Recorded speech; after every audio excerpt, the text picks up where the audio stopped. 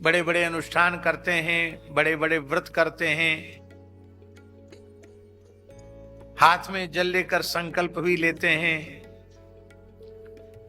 और उस संकल्प में क्या संकल्प करते हैं?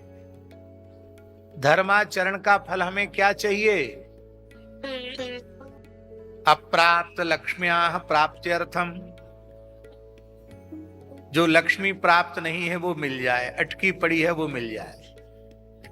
प्राप्त लक्ष्म्याश्च चिरकाल संरक्षणार्थम, और जो मिली हुई है वो खर्च न हो जाए, लंबे समय तक जमा रहे। लोके सभायाम राजद्वारे यस्यु विजय लाभादि प्राप्त्यर्थम,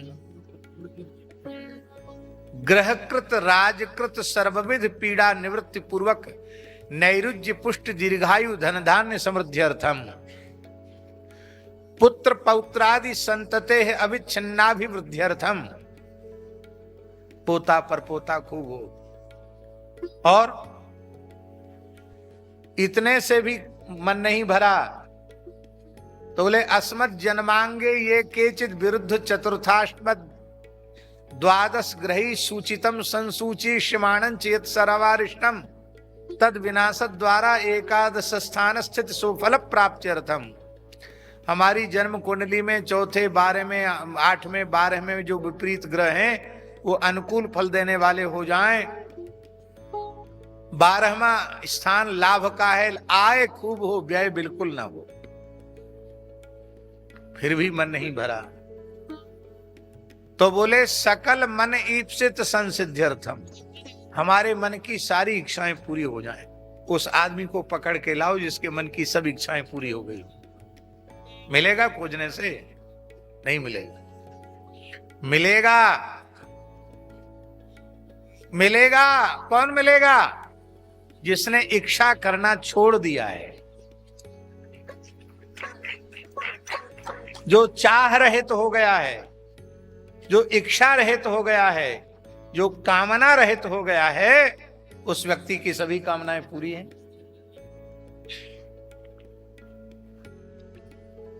स्वर्ग की व्यवस्था क्या है भगत जी? ध्यान से सुनिए। स्वर्ग की व्यवस्था यह है, जो यहां की धरती पर होटलों की व्यवस्था है, यही आप समझ लीजिए स्वर्ग की व्यवस्था है। साधारण लोग हल्के स्तर की धर्मशाला खोज लेते हैं जिसमें कम पैसा लगे। बड़े लोग 5 स्टार 7 स्टार खोजते हैं। कब तक रह पाओगे उस सुविधा में आप? जब तक का आपने पैसा जमा किया हुआ है। उसके बाद यदि आप थोड़ी देर और आपने लगा दी तो आपका पैसा, बिल बढ़ जाएगा आपका और आपको ज्यादा पैसा देना पड़ेगा। क्षीणे पुण्य मर्त्य लोकम विशंति, ऐसे ही पुण्य कमाओ, पुण्य की पूंजी वहां दाव पर लगा दो, और जब तक आपके पुण्य है तब तक वहां खूब सुंदर सुख भोगो देवलोक में जाकर के। और जैसे ही पुण्य क्षीण होंगे कि नीचे गिरना पड़ेगा। स्वर्गहु स्वल्प अंत दुखदाई। धर्म के 4 भेद आ गए इसमें।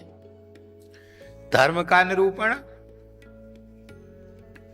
परम धर्म का निरूपण,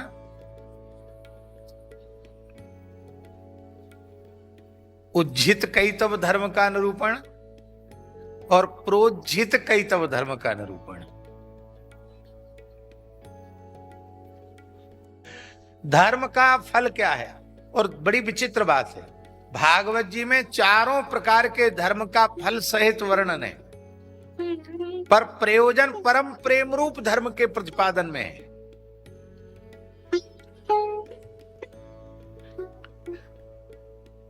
स्वर्ग प्रापक धर्म का भी निरूपण श्रीमद् भागवत में है।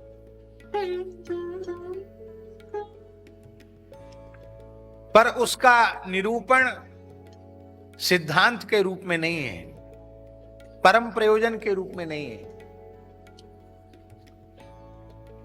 ऐसे भी उदाहरण भागवत जी में हैं, जहां बड़े बड़े ऋषि, बड़े बड़े ब्राह्मण, साधक सदेह स्वर्ग प्राप्ति के लिए यज्ञ कर रहे हैं। जैसे सरियाती ने दूसरे दिन के मंत्र बताए तो वो ब्राह्मण सब सदेह स्वर्ग जाने के लिए यज्ञ कर रहे थे। नाभाग ने जाकर मंत्र बताए, छठे दिन के मंत्र बताए तो वो भी सदैव स्वर्ग जाने के लिए यज्ञ कर रहे थे। भागवत जी में दोनों का वर्णन है 9वें स्कंद में। ये स्वर्ग प्रापक धर्म है, पर स्वर्ग प्रापक धर्म का निरूपण भागवत का सिद्धांत नहीं है। क्यों? क्योंकि वह निरवधिक सुख नहीं है, निरापद सुख नहीं है। तो स्वर्ग प्रापक धर्म का निरूपण श्रीमद् भागवत का प्रयोजन नहीं है। दूसरा है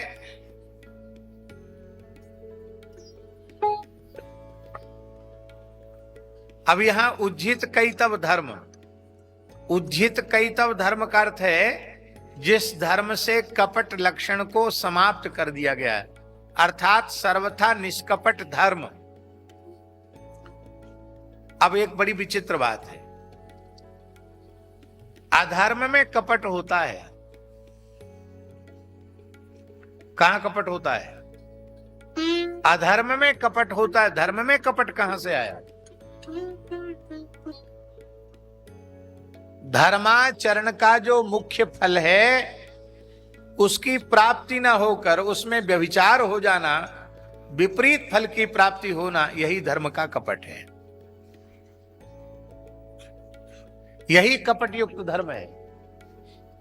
धर्म का फल क्या है?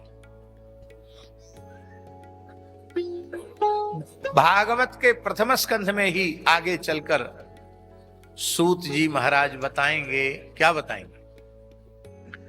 धर्मस्य ह्यापवर्ग्यस्य,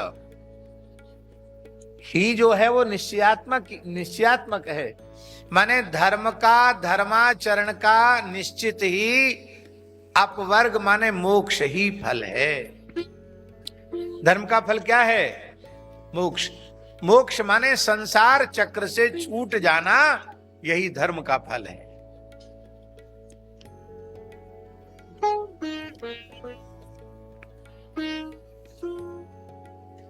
और एक बात हम बड़ी विनम्रता पूर्वक कह रहे हैं, संसार चक्र से छुड़ाने का साधन बताने वाला धर्म केवल और केवल वैदिक सनातन धर्म ही है।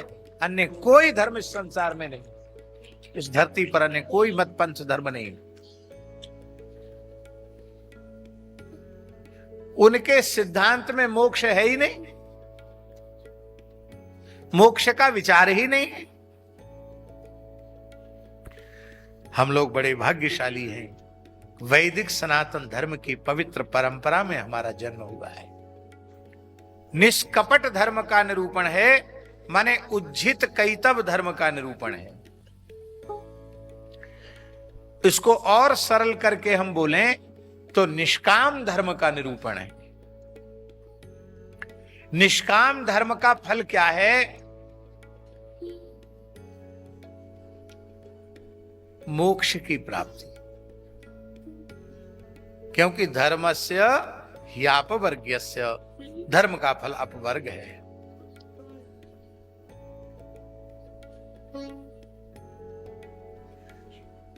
धर्म उज्जित कैतव धर्म और उज्जित कैतव परम धर्म। ये परम धर्म क्या है? जिसका आचरण करने से भगवान में निष्काम प्रेम हो जाए। इस परम धर्म का फल क्या है? ये वैकुंठ प्रापक, साकेत प्रापक, गोलोक प्रापक परम धर्म है। इस धर्म का आप आचरण करोगे तो भगवान के नित्य धाम की आपको प्राप्ति हो जाएगी। न तद्भासयते सूर्यो न शशांको न पावकः यद गत्वा न निवर्तन्ते तद्धाम परमम मम। अब धर्म का निरूपण, उज्जित कैतव धर्म का निरूपण, उज्जित कैतव परम धर्म का निरूपण, 3 हो गए। अब प्रा उपसर्ग है, प्रोज्जित कैतव परम धर्म का निरूपण। ये उज्जित कैतव कहने से भी काम चल जाता, प्रा उपसर्ग क्यों लगाया? तो श्रीधर स्वामी पाद टीका में लिख रहे हैं, प्रा उपसर्गे नात्र मोक्षा विसंधिरपि निरस्ता। ये है श्रीधर स्वामी पाद की बात। प्रा उपसर्ग लगाकर मोक्ष की अभिसंधि को भी निरस्त कर दिया गया। भागवत में जिस धर्म का निरूपण है उसमें मोक्ष की भी कामना नहीं है।